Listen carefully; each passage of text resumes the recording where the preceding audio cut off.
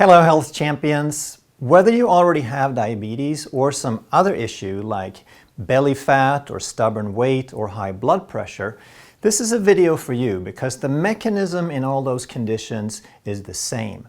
And once you truly understand that mechanism, then not only will you know how to reverse diabetes and all those conditions naturally, but you'll also understand why most standard treatment actually makes it worse. Coming right up. Hey, I'm Dr. Ekberg. I'm a holistic doctor and a former Olympic decathlete. And if you want to truly master health by understanding how the body really works, make sure you subscribe and hit that notification bell so you don't miss anything. What is diabetes and insulin resistance really? Well, diabetes is when you have high blood sugar, and that's because you have an insulin problem. Insulin is the hormone that helps lower blood sugar by helping the sugar get from the bloodstream and into the cell. So there's two kinds. You can have no insulin, like in type 1 diabetes, the glucose is high because there's no insulin to help guide that sugar out of the bloodstream. But you could also have in type 2 diabetes, you could have high glucose even though you have too much insulin because the insulin isn't getting the job done. So in type 1 diabetes, it's pretty simple because if they don't have insulin, you give them some and the problem is pretty much solved. But if you already have too much insulin and you give somebody more, then what happens? That's what we need to understand because that can be the difference between life and death. If you look up insulin resistance, you will read that treatment can help, but insulin resistance can't be cured. So what kind of treatment are they talking about? How can treatment help? Well, successful treatment means that you spend $250,000 from age 50 to age 70, if you get it when you're 50, and you will live 10 years shorter than average, and you have a bunch of complications along the way. That doesn't sound like really great success in treatment to me, but the problem is that they're successful in treating what they're aiming to treat, but there's really two problems. So the first problem that they are treating is high blood sugar. And the second problem that they're not treating is insulin resistance. The blood sugar can cause microvessel disease, and that means the tiny blood vessels in your body swell and they cause damage. And that's the leading cause of blindness, kidney failure, amputations, and neuropathy. So those are nasty things. Of course, we want to treat those. But insulin is also a problem. High insulin leads to insulin resistance, which leads to metabolic syndrome, which is associated with belly fat, fatty liver, obesity, heart disease, hypertension, stroke, and dementia. So here's the critical thing to understand is, yes, these things are bad, but in treating these the way they do, they're causing more of that. They're reducing and handling these to some degree, but in the process, they're making all of this worse. That's a pretty bold statement. Treatment for type 2 diabetes makes type 2 diabetes worse. How is that possible? It's because every treatment is focused on symptoms rather than the root cause. And very often when we focus on symptoms, we allow the actual problem to keep getting worse. The other problem with treating symptoms is that oftentimes, as soon as a symptom is somewhat changed, they feel that it's under control. I can't tell you how many times I've sat down with a patient and I cringe when they tell me that yes, they have diabetes, they have high blood pressure, but it's under control. They're taking medication to suppress the symptoms, so there's nothing to worry about. And their only issue is that they came in with some neck pain or shoulder pain. And they really believe that it's nothing to worry about because their doctor told them that, and the doctor is acting under the standard of care, which says that all we have to do is to lower blood sugar. If you look up insulin resistance, you will also read that insulin resistance is when the body stops responding normally to insulin. And that's true, but the question is why? Why does the body stop responding normally to insulin? And the answer is going to depend on how we view the body. If we think that the body is random and stupid, then the answer could be that, well, things like that happen sometimes. Go ahead and put down in the comments if you've ever heard that from your doctor. Sometimes things like that just happen. But we're going to get a different answer if we assume or understand that the body is supremely intelligent and precise, because then there must be a really good reason why the body stops responding to insulin. So now we need to understand something called adaptive physiology. And it's a big word, but don't worry, it's really, really simple. It just means your body is processing a whole bunch of information, about 1 billion bits of information every second, and it constantly makes small adaptations. It makes small changes to adapt to changes in the environment. So here's some examples. What happens if you walk barefoot for any extended period of time? Your body makes thicker skin to protect your feet. When I was a kid and school was out for 10 weeks, during that time I hardly ever wore shoes. And in the beginning of the summer, my feet were super tender and I could barely walk carefully across the stone tiles in front of the house. But a few weeks into summer break, I could run across those stone tiles as if it was soft as grass. My body had adapted, and it does this all the time. It makes smart changes to make you function better. If you play a lot of guitar, then you get calluses so that you can play more without hurting. If you lift weights, your body is going to make more muscles. It's going to hypertrophy so that you can handle that better. That's adaptive physiology. If you spend some time at high altitude, then there is less oxygen in the air. So your body senses the need for more oxygen carrying capacity, so it starts manufacturing more red blood cells so that you get better at delivering oxygen when there is less of it. How amazing is that? Does that sound random and stupid? Does that sound like sometimes those things just happen? No, of course not. Everything in the body is on purpose. Whenever there is less of something, your body upregulates. It gets better at using that thing. It becomes more sensitive to it. Whenever there is too much of something, like insulin, your body downregulates. And in a sense, it becomes resistant to it. Insulin resistance, that's how it works. And most people don't realize that the very word disease is actually dis-ease. Ease is when you have balance, equilibrium, homeostasis in your body, and dis-ease is when you have imbalance. And all it is, it's an adaptation because your body has changed because something in the environment changed.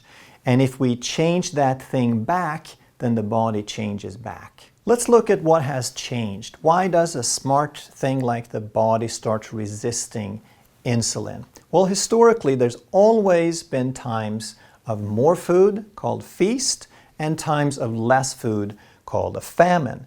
And during the time of feast, when there's more food, we fill up our stores. And during that time, insulin is high because insulin is the storage hormone. And obviously, during the times of less food or famine, then we can start using what we have stored.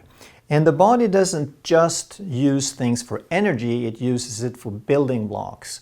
And when food is in low supply, the body goes into something called autophagy, where proteins and amino acids become precious, so the body starts going around the body and recycling. So in a sense, it starts to clean out the pantry. It gets really, really good at using that stuff. And during that time, the insulin is very low. So we've always had periods of filling up the pantry and cleaning out the pantry. That's always been like that until the last 50 to 70 years. Since 1950, in the prosperous part of the world, there has never been any famine. So we have pretty much a constant feast. And historically, we used to have maybe 1 to 2 meals, like very ancient times, our ancestors. But then, since about 1950, we had a steady 3 meals a day. But then, in the last few decades, we've gone from 3 meals a day to 6 or more meals a day. And the more often we eat, the more often we're in storage mode. On top of that, they tell us to eat low fat, which is less sustaining. It doesn't sustain us for as long. It's less satiating. So now that makes us eat even more. So most people are snacking up to 8 times a day. And under these circumstances, now we're in a feast, we're constantly storing, we're always at a high insulin level, preparing for a famine that never comes. So we never have a chance to clean out the pantry. And during these times, the only intelligent thing to do for the body is to start developing insulin resistance so that we might have a little bit of a chance to stop cramming that pantry fuller and fuller. But then clever people invent tricks to make the cell accept more anyway, to make the insulin do its job anyway. And those tricks are things like insulin drugs and insulin stimulating drugs. So now the cell says, I don't want any more, but the drugs keep cramming them even fuller, and in the process, they're making the cell even more insulin resistant, driving metabolic syndrome even further. But let's take a look at the 20 years that we have before we would need the drug. If you have a normal blood sugar initially of 90, fasting blood sugar of 90, and a fasting insulin of 3, then these variables are in balance. You're very insulin sensitive, and even if you ate an occasional high-carb meal or even sugar, then your body would know what to do with that. You had a functioning carbohydrate tolerance, a carbohydrate processing machine. And you would use some for energy, and whatever you didn't use in the moment, you would store away. And if this only happened once in a while, then you could go back and clean out the pantry and use that energy later on. But if you live in the modern world and you eat 6 to 8 meals a day and you eat low fat and high carb, now you keep pushing that insulin up. And let's say after 7 more years, you check your blood sugar again, and your blood sugar is about the same. And you're thinking, hey, great, I'm doing fine, because you never measured fasting insulin and you don't understand adaptive physiology. But if you did understand those things and you did measure it, you now see that you have 3 times more insulin. The body has to work 3 times harder to keep the blood sugar down. It's useless to measure blood sugar because it's a controlled variable. The body works very hard at suppressing and controlling that in a safe level. But if we understand adaptive physiology, then we understand that your body has moved quite far away from homeostasis. Now let's go a few more years into the future, and year 15, you get another blood test, and your doctor looks at the blood sugar and he says, great job, it's normal, and he congratulates you on your symptom-free health. But if they understood and measured physiology, the insulin, now we would see that your insulin resistance is at a steady incline. And then finally, somewhere around year 20, now we measure the blood sugar and it's not normal. Now you're a full-blown diabetic because even this enormous amount of insulin can no longer keep the blood sugar under control. The cells are so insulin resistant that even very large amounts of insulin will not get the job done.